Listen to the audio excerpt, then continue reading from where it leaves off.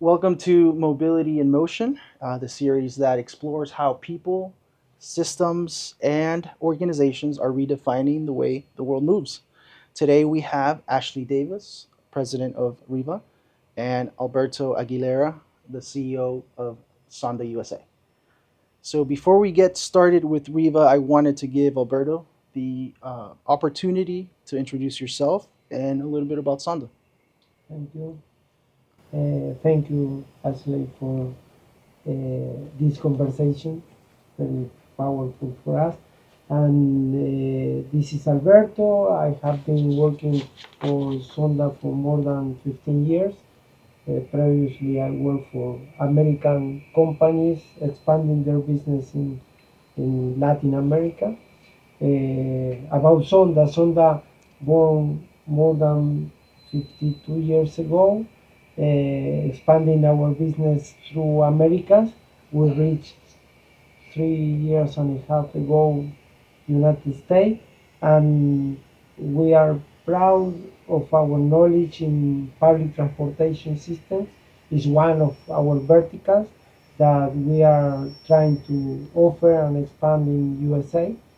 And I think there is, and of course we have other verticals with healthcare, insurance, banking, Mhm. and I think your business is really interesting because it's an intersection of many of those industries. Mhm.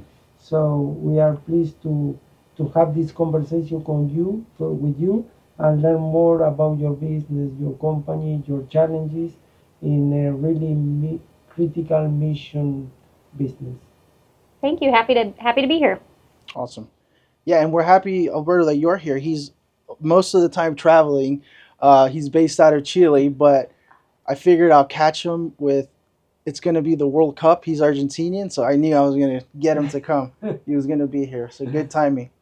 Uh, so one thing that Alberto say, I think what's fascinating about you guys is the intersection, right, of logistics, medicine, aviation, uh, and communication, building trust with families. So for people watching, tell us about Reva, who you are, what you guys do, and why what you do matters. So, REVA has been around for the last 30 years. It was founded by our CEO, Stuart Heyman, 30 years ago. And he had a dream and an idea, and it started with one aircraft and grew to now we have 14 aircraft that we operate. We are an air medical provider. So, what we do is we fly around the world with our medical teams, and we go and help people who need to get to higher levels of care. Mm-hmm. We service areas such as the Caribbean, Latin America, Europe, the US, Canada. So, really a global company. And it matters because we have one of the largest fixed wing fleets in the world that does this work. And so we are critical to those people that may get injured or sick abroad or on vacation and may not have access to health care similar to what they may be familiar with at home. And we could be their opportunity at life-saving care. So it's very important that we not only exist, but we're available to communities around the world. Very interesting. Let me ask you this: how many? What's your fleet size currently? Sure. We operate 14 jet aircraft. They consist of Lear 35s, 45s, Hawker 800s.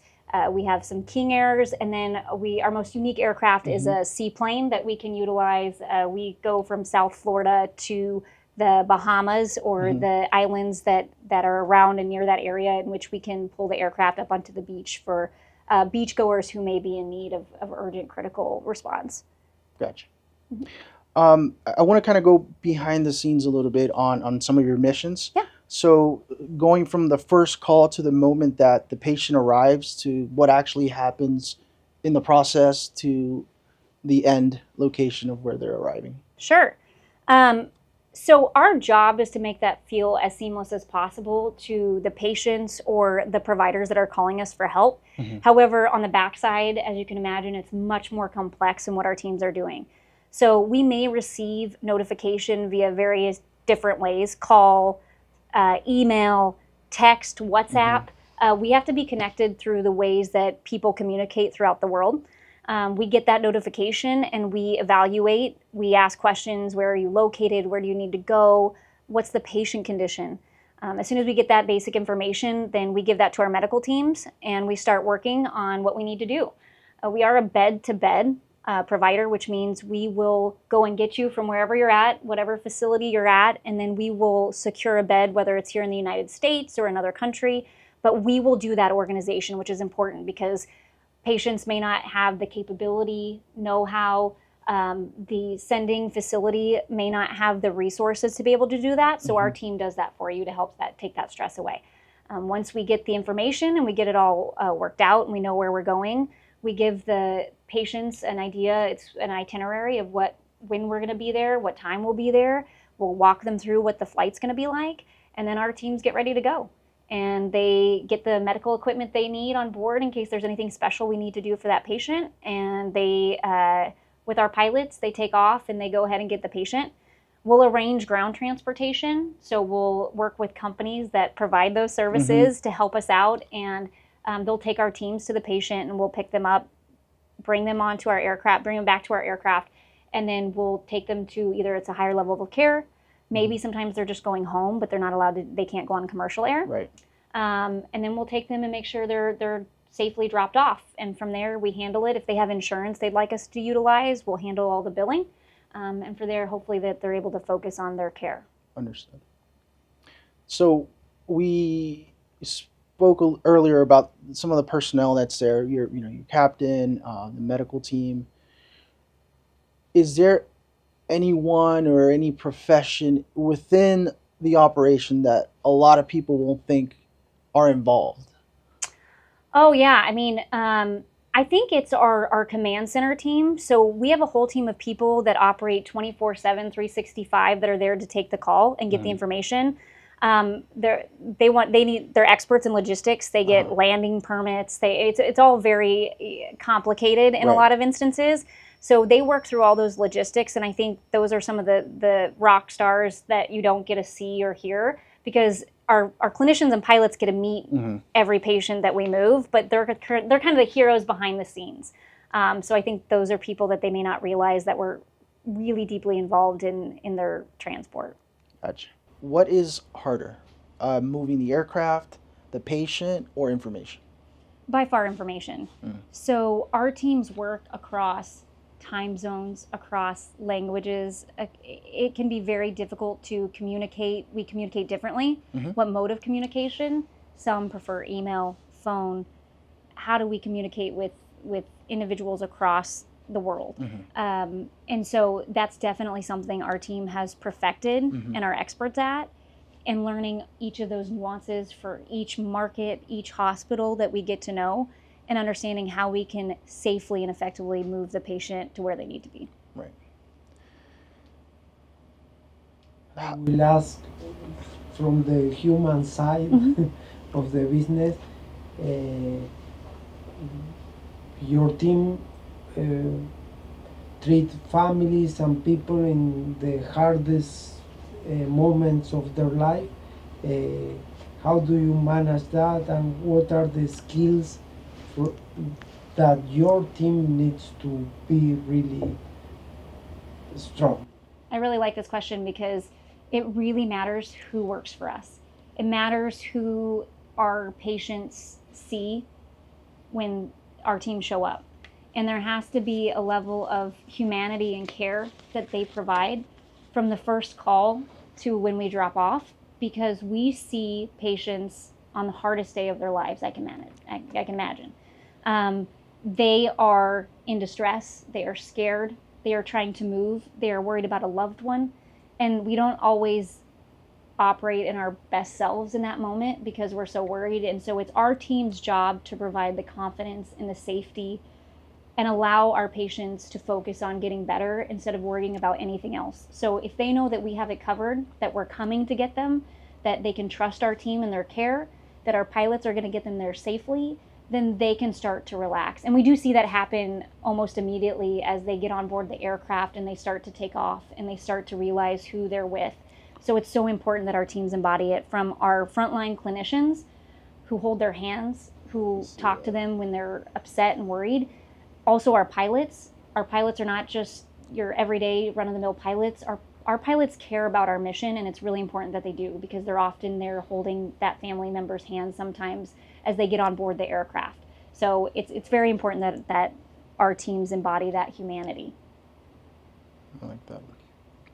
That was one of my questions. What does peace of mind mean in your world? But you kind of answered that. You mentioned you're pretty careful with the people that you hire. What kind of person thrives in this environment, you would say, in this role? Yeah, so you have to have a sense of adventure. We go all over the world, and sometimes we don't always know where we're going to end up. We don't know what our teams are going to face sometimes. So they have to have a little bit of sense of adventure, and like when they are overnight somewhere, maybe that they take advantage and enjoy what the new place that they're in is always key. I think that they have to be passionate about what we do and aligned with our mission, or else you won't thrive here. And they have to be go-getters. They have to want to go and do the mission and do it well. And so I think if someone has those three things, I think they're really going to do well and enjoy this job. Yeah.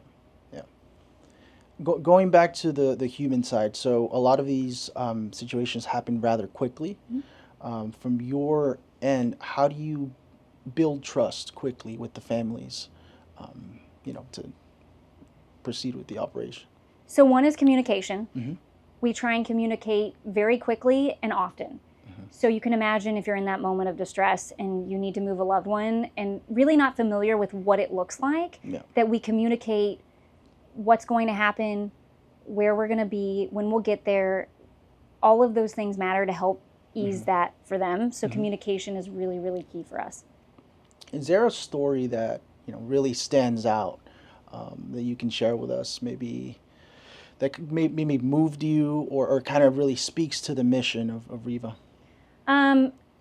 I would say we had a mission where, and I think it speaks to our team and what they're willing to do, but we had a mission where we were going and taking a patient back home, and the patient required certain medical equipment that we had on the aircraft. But when we arrived in their home country, the hospital was not able to take that patient in, even though we had all of the documentation, the receiving physician sign off.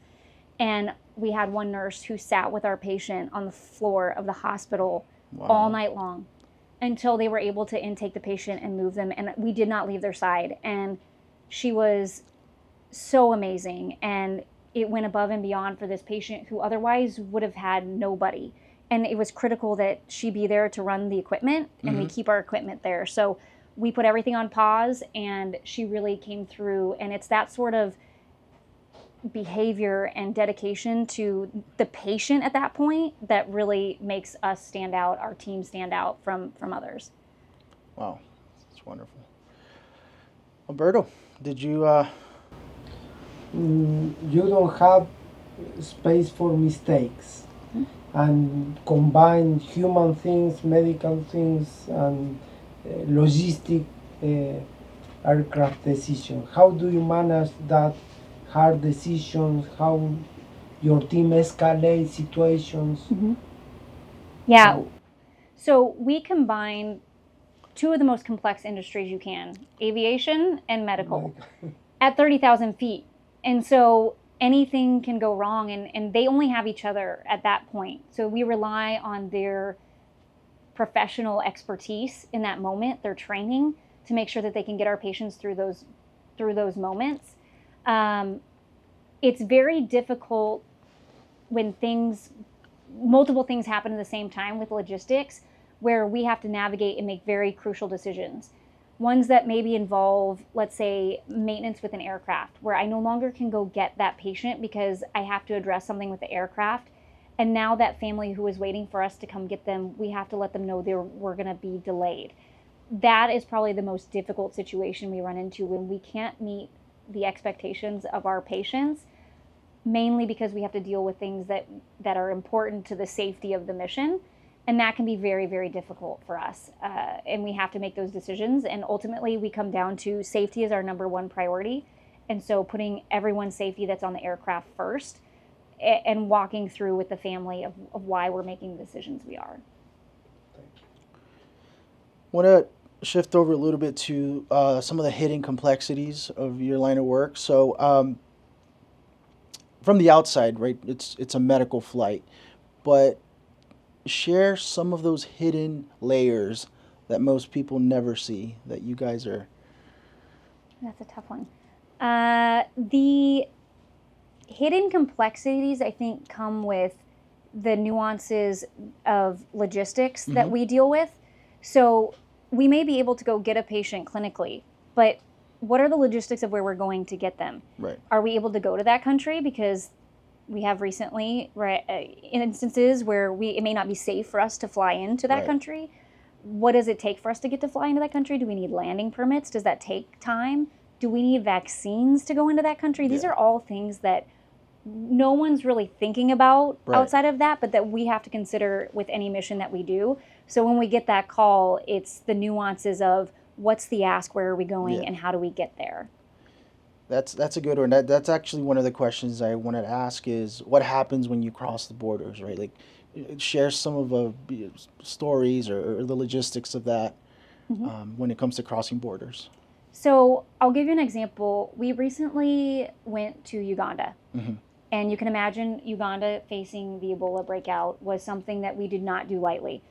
And our team will conduct a safety risk analysis prior to accepting that mission, making sure the whole team is on board.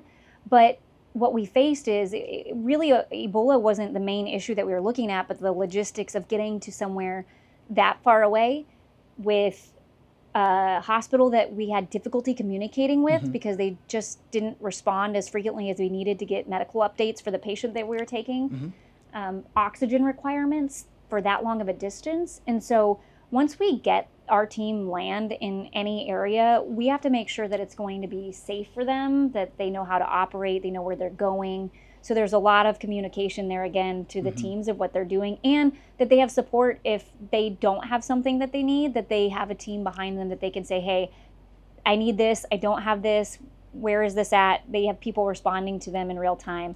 So we utilize different tools to make sure that they have that information, but I think there can be differences from languages, foods, comforts that they have to be aware of at any given time. Now, for the people watching, I personally have no experience, or really didn't know much about this line of this industry. How much is aviation, medicine, the logistics? What is a price range of what something like this could cost? So an air medical, it depends all on how far you're going in this industry and where you're going. So it cost relatively, significant amounts if it's a long distance over a long, period of time. REVA is in network with a lot of our domestic insurances, so we try and bill domestic insurance, and then we also partner with travel assistance companies, which is huge. So being able to work with those travel partners so that patients don't pay out of pocket, that we're working with their insurance is significant, so that the majority of our patients are not paying out of pocket, but is covered by an insurance company, is typically how our patients are paying. In terms of technology, also you are combining aircraft technology, medical technology, and logistic and IT technology. How do you manage that? What is the main difference or when you count on technology or not? Well, we can count on technology, anything from the systems we use to document our flight routes, our all of our flight documentation, maintenance documentation. That all has to be through a system that's helping us log all of that information and make us aware of any kind of changes or nuances. Our systems need to speak to one another so that we have communication across platforms. So that's been something that we've been working on over the last 12 months, is really trying to consolidate so we're communicating better and more efficiently. We definitely can always improve in that area, given that some of our processes are manual just by nature, but any ways we can optimize, we're always hoping to do. From a medical standpoint, we have charting software. We have billing software that we have to utilize, so that takes those charts, and that way if we're billing a patient's insurance, we can give them all the information they need from the medical chart so that they can bill appropriately. So it's very important that we have systems that are talking to one another and can be more efficient for our teams. Thank you.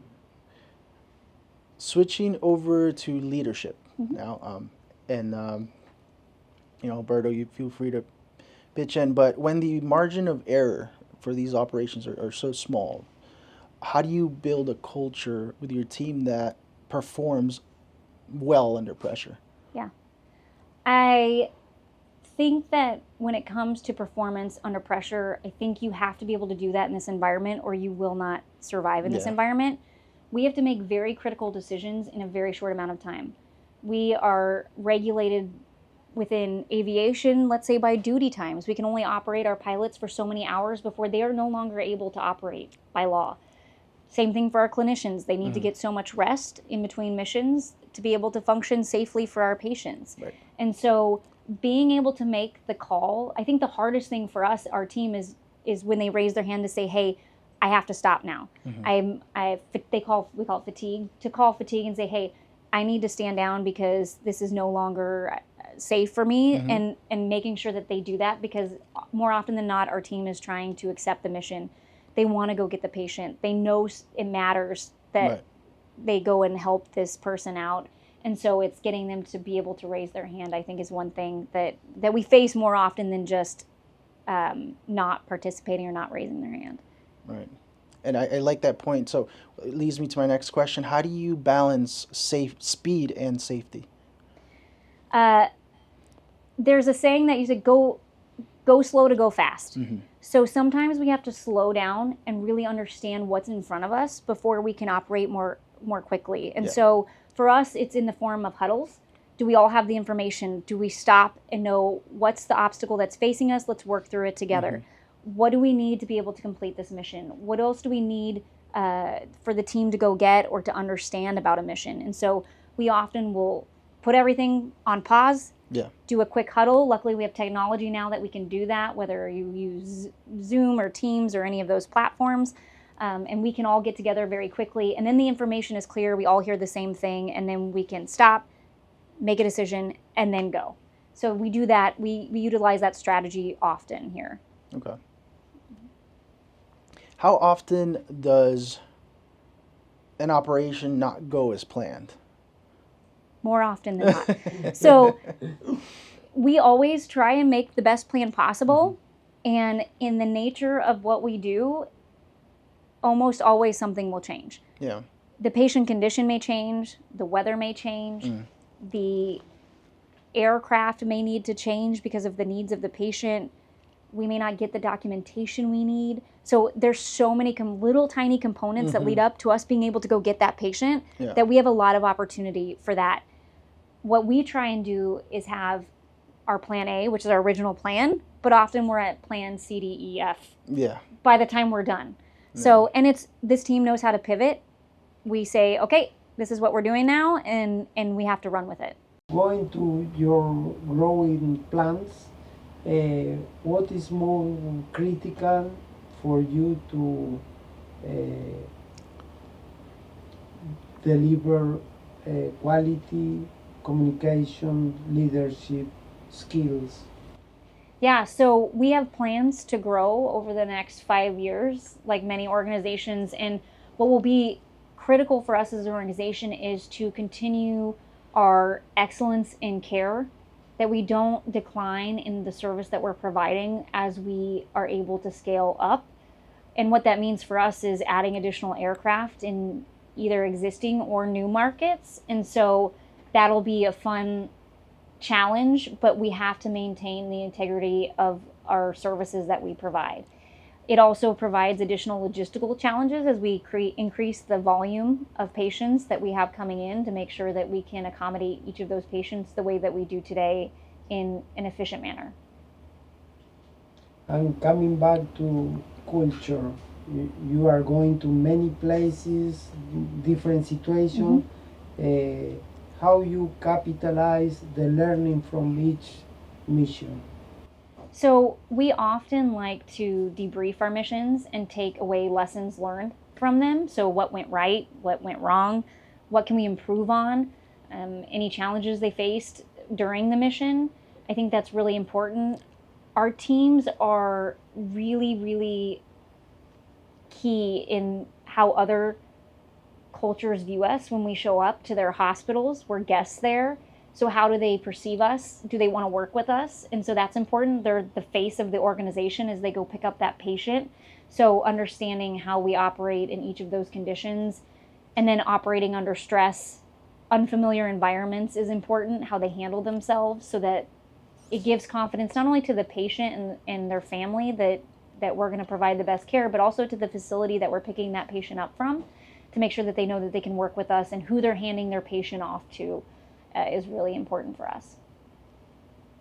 And how is the escalation process if you have problems in the hospital or in customs? Yeah. How do you manage that? So we have escalation points within each team, with each silo of teams. So whether it's medical, dispatch, aviation, maintenance. And so we utilize our systems, specifically our team software, to be able to communicate in the mission so that they can communicate right away to people who may be able to help them. But they escalate. So we have emergency response software should something be critical with either the patient on board, aircraft, or a mission. So anything that might jeopardize the mission, we have an emergency response that'll notify all of executive leadership, as well as a strike team that will get on a phone and assess the situation, get all the details we can, and then provide whatever support we can in that moment. So it could be 2 a.m. When we get that call, but we respond immediately to help support the team. But each team has leadership that they know at different points in which they escalate a certain type of situation to where it gets to the executive team should it require it. Yeah. So this is an interesting one. How do you train judgment, not just the process? So we use a lot of peer-to-peer training, people who have been in the field for a very long time. So we have chief pilots and experienced pilots that help train our new up and coming pilots. Same thing with our medical team. We have a chief flight nurse, chief paramedic that is responsible for creating that, so that in the moment they go out on missions, understand how their teams operate in the natural environment in the moment of a mission, so they can provide guidance for that. Because everything is well and good for processes, but it also matters how you act in the moment of what's the right judgment call. Yeah. When a patient is in distress, when a family member may need it. And so we utilize those peer-to-peer opportunities to be able to provide that guidance of how we make those decisions. So going back to leadership one more time, what is a leadership lesson that this industry teaches more than others? Patience. We talked about earlier how often things will go wrong in a mission. And we don't know what all will occur, but we're trying to contain these different environments. We're trying to contain, so that the patient has the best experience possible as far as being able to provide life-saving care and get them safely. That's ultimately what we want to do, is provide life-saving care. And it's hard to go through each type of scenario because we don't know. It's endless, the scenarios that they're going to face, and trying to exhibit calm and cool in the moment, when it can be very frustrating when you lined everything up, everything's going your way, and at the end of the day you don't end up being able to go get that patient for some critical reason. And that can be very frustrating to the teams. Right. It can be very frustrating to the leadership. But you have to be able to say, okay, how are we going to move on from this? What's the best we can do in this moment with what we have, and how can we correct it? And sometimes the answer is that we call friends of ours in the industry to say, hey, can you go get the patient? Because that might be what's best for them. Whatever it is, that's what we'll do. And so we have to have that patience with this environment, because there are so many things that can go a different way than what we anticipated. That's powerful. Yeah. I want to switch over to tech and future. So, where does technology make the biggest difference today, and where has it not caught up yet? So for us, the technology that we utilize is fragmented in a way where we have aviation software and components and we have medical software and components. And obviously this industry is unique. So not all of those things always coordinate the way that we want. And so being able to, as technology has evolved, and we have things like the cloud, and we have ways in which we can now connect those softwares that make it so that our team has software that now talks and they can be more efficient in what they do, because rather than doing something manually like they may have done in the past, we now can expedite that process. I think so that's something for us just as an organization that we've faced and are really actively working at addressing, so that not only does it provide satisfaction to our employees because now they're not having to do that mundane task. They know the technology's out there, it exists. Now we're providing it and they can do something much quicker and easier, and they have more visibility. But it also, as an organization, there's a cost savings there because we can, eliminate potential redundant software. That's something that we've experienced in the past. So being able to leverage that sort of technology improvement is something that we are analyzing, we're trying to implement, but that we have to continue to do because historically, healthcare and aviation has been a little bit behind the ball when it comes to some of the technology advancements. Some of that is because of just the complexity with the agencies that govern us, like the FAA. But it's something that we're actively striving for as an organization. Well, I'm learning from your business, your knowledge. The business that we are most currently is moving 100,000 of people in public transportation from one side to another side. But that's but you are in a business that life matters. So change the mind of the philosophy of mobility. How do you define mobility from your perspective?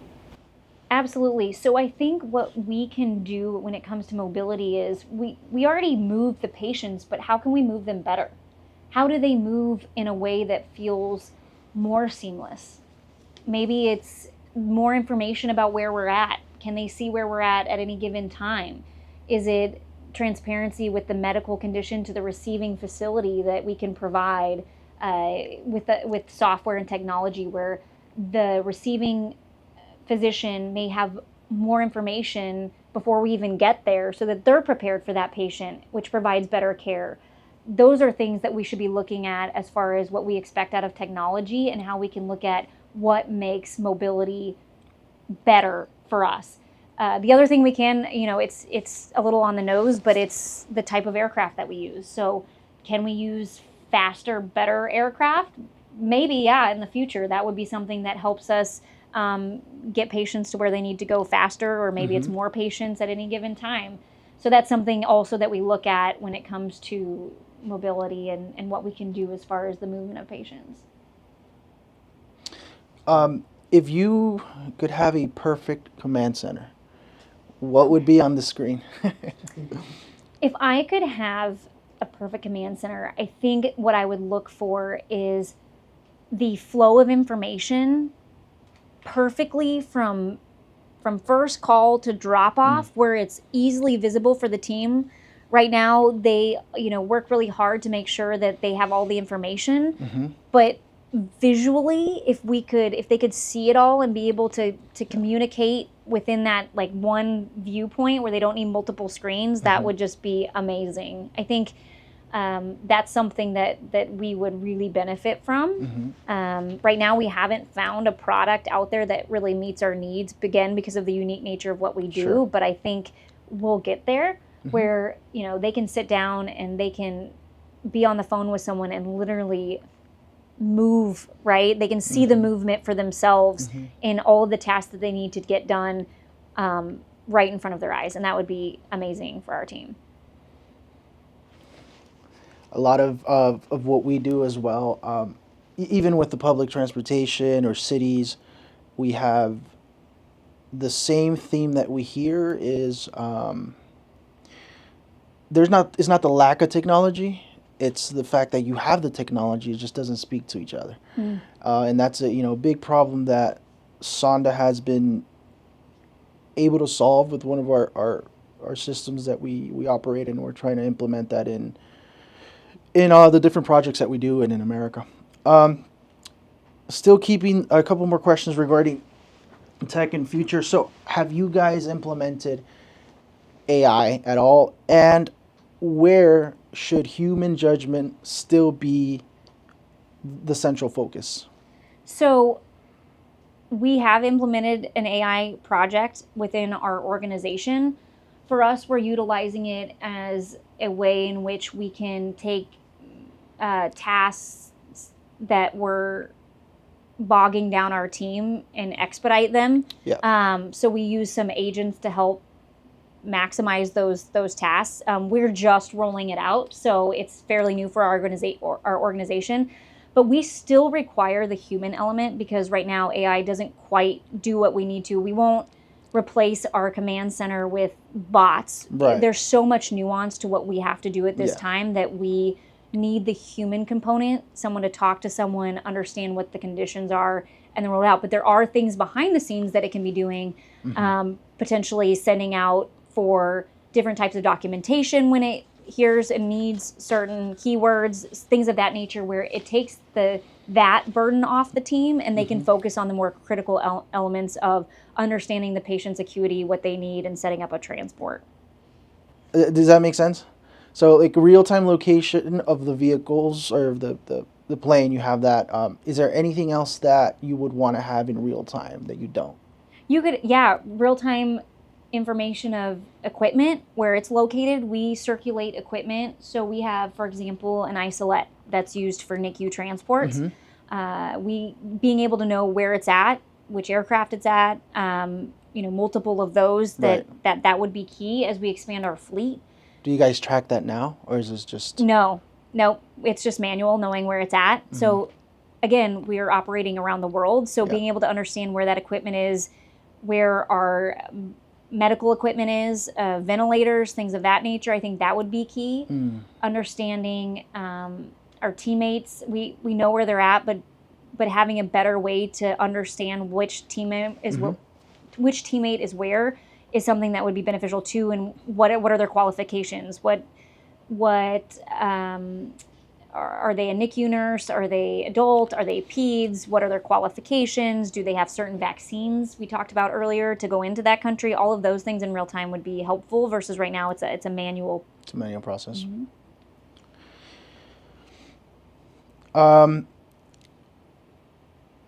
What can public transportation, healthcare, aviation, logistics, the different industries learn from each other?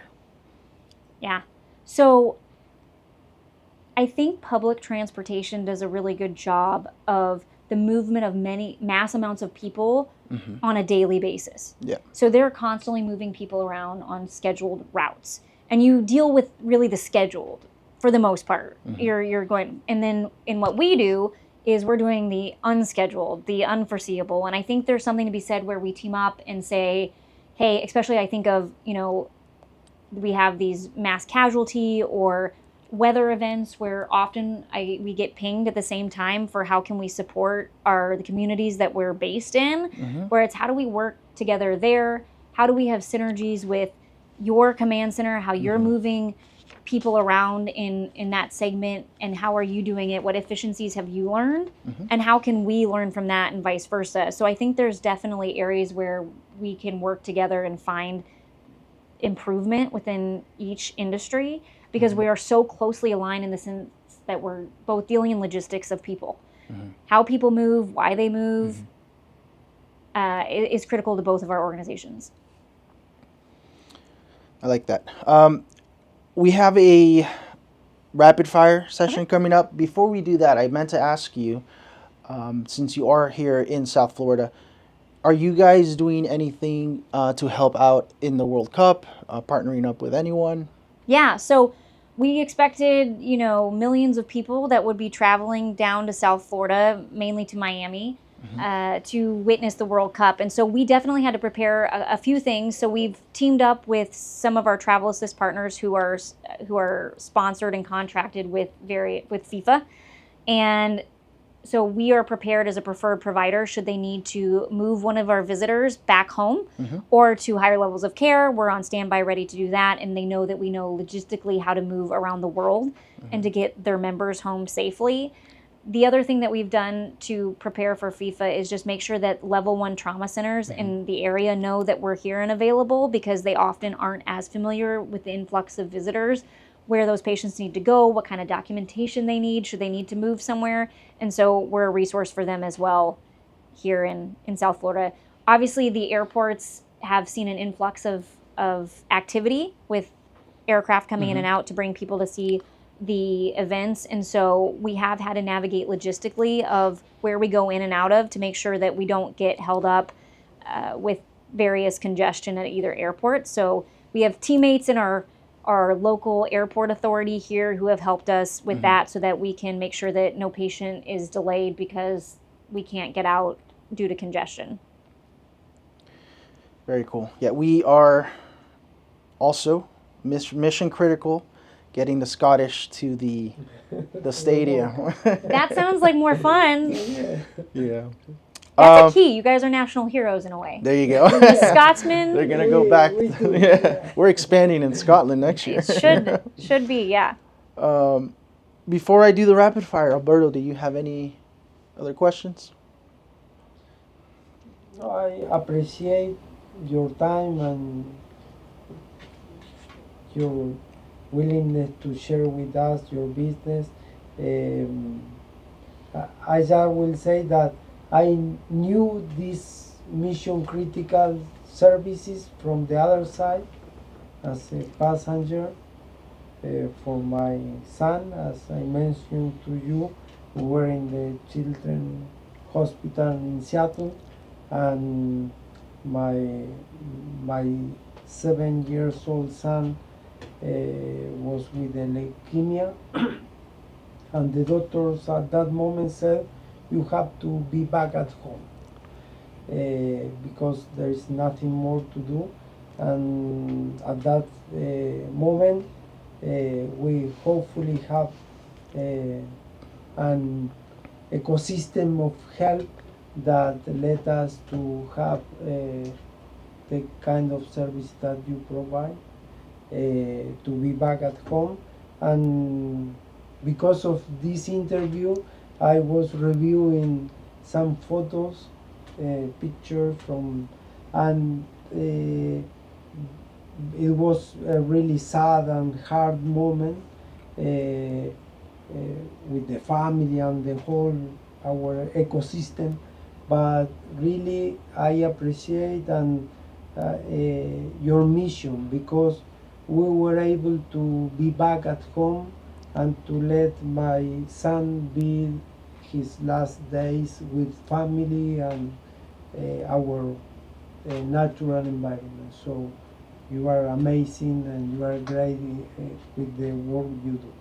Thank you very much. I appreciate you sharing that with me. I can assure you that your family most likely made an impression on the team that took your son. I can't imagine, there's no mission that goes by that our team doesn't talk about, or they leave a piece of them with them. And so I think it goes both ways, and we are happy to provide that service because there are great families out there that we can help in those moments. So appreciate it. Thank you. Thank you, Alberto, for sharing that powerful story. But it kind of speaks to the kind of work that you do and how important it is just for families. And yeah, so thank you. All right, Ashley, so we've coming to our end of our interview. It was fun. It was great. I want to end on some rapid fire questions. Okay. So, I'll ask you a few questions and just whatever comes to mind. One word to describe REVA. Passionate. Logistics or communication? Communication. Speed or precision? Precision. What keeps you up at night? Everyone getting home safe. Most underrated role in a mission? Maintenance. What gives you the most pride? Work ethic. One technology you wish existed. Teleportation. There you go. I like that one. Um, let's do most important crisis leadership trait. Calm. Calm. And I like this last one. What do you want people to remember about REVA? That we cared for them the way that your own family would care about you. That we took care of their loved ones with compassion is what I really hope people remember about us when they think about REVA. I think, we both, in our own way, are in the world of transportation, right? In other countries, SONDA helps people get to their jobs, to their families, connecting cultures through the different systems that we have through transit agencies, through rail, as well as mixing aviation with medical and taking care of your patients. I think this conversation really shows that it's not really about the vehicle or what you do, rather, the trust, the systems that you put in place, the timing, the technology, the ability to work under pressure, to really just, help people get to their loved ones and get help people move around. So thank you for having us, Ashley and Alberto, if you wanted to. I think we are really connected. Our purpose in Sonda is to help uh, people to have a better and safer life using with the right use of technology.